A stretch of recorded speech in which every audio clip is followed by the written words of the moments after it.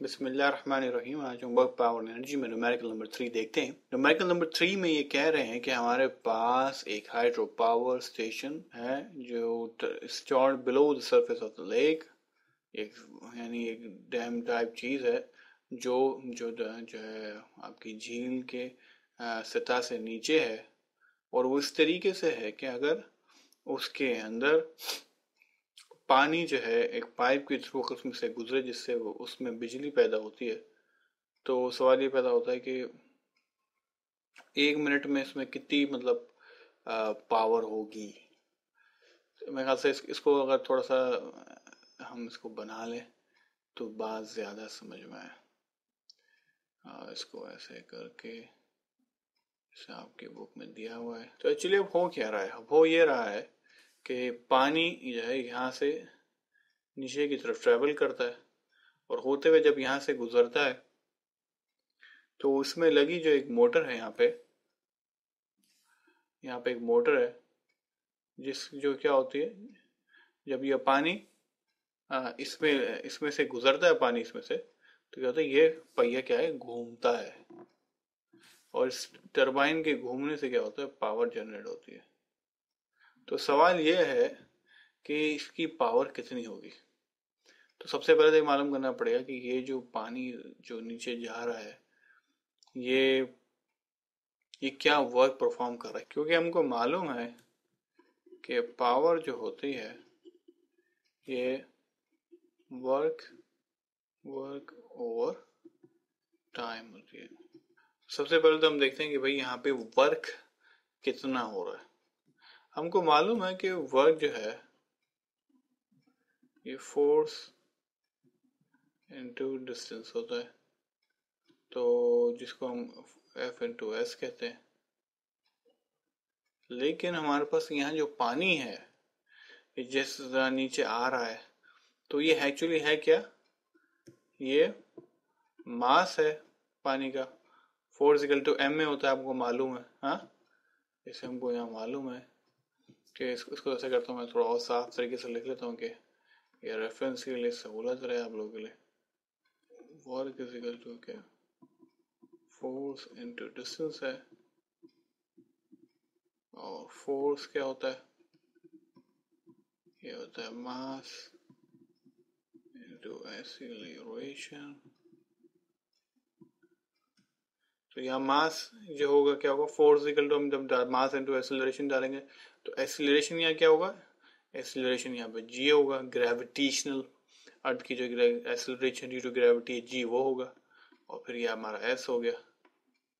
तो ये वर्क हमारा क्या हो गया, एम जी एस।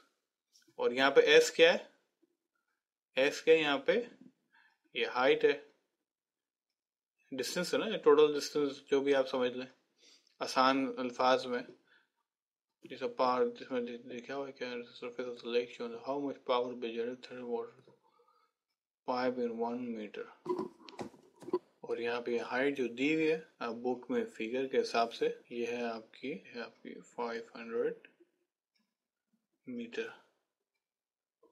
तो यहाँ वर्क जो है ये हो गया आपका मास जो आपके पास मौजूद है, ये 3000 kg, ग्रेविटेशनल पुल जो 9.8 मीटर पर सेकंड स्क्वायर होती है, और एस हाइट है जो आपको फिगर में गिवन है। तो ये हमारे पास आ गया, तो ये हमारे पास हो गया 3000 multiply by 9.8 multiply by 500, 147 joules. अब आए, अब टाइम को कैलकुलेट करते हैं कि टाइम क्या है। तो टाइम हमारे पास गिवन है, to install on the surface of the lake, how much will be generated in 1 minute. So 1 minute is equal to कितना होता है, is equal to 60 seconds. तो हम इसको यहाँ ऐसे कर सकते हैं कि हम कह सकते हैं कि power is equal to work जो क्या है आपका 147 divided by 60 seconds which implies जो बन जाता है आपका 245 000 watt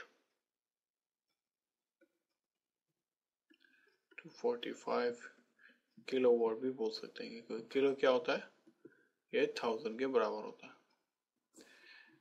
बुक के अंदर का जो जवाब है वो थोड़ा डिफरेंस हमारा शायद इसलिए है कि हमने यहाँ पे acceleration due to gravity 9.8 metre per second लिया है। अगर हम यहाँ से 10 सब्स्टिट्यूट करके कैलकुलेट करेंगे तो मेरे ख्याल से जवाब बुक के हिसाब से ठीक आ जाएगा। वैसे एक्चुअल वैल्यू जो नॉर्मली तौर पर हमें मिलती है किताबों में वो 9.8 मीटर पर सेकंड है। आइए हम न्यूमेरिकल यहाँ खत्म करते हैं, इंशाल्लाह अगले न्यूमेरिकल में मुलाकात होगी।